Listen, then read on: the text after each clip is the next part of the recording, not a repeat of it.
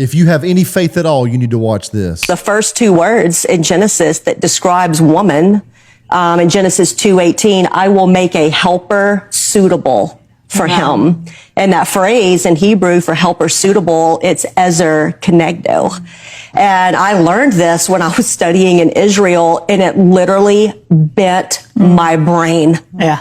I mean, I was a different creature before this and after it, because that word helper, I'm from rural Mississippi. Come on. Deep South. Yeah. And so a helper out of my world, my southern world, is someone secondary. Yeah. The secondary helps the primary.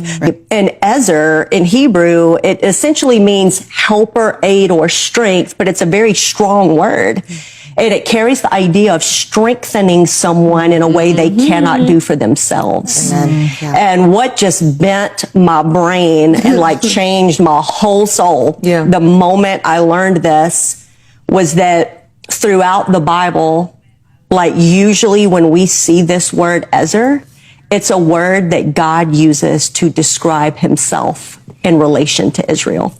Yep. And we would never say that God was secondary to Israel. Sure. We would say God helped, aided, and strengthened Israel in ways she could not do for herself. So I'm sitting here going, time out. Stop, wait. The first word that God chose to use in the narrative of the Bible to describe woman is a word he uses to describe himself. You not only have a place in the room, you have a seat at the table from the beginning.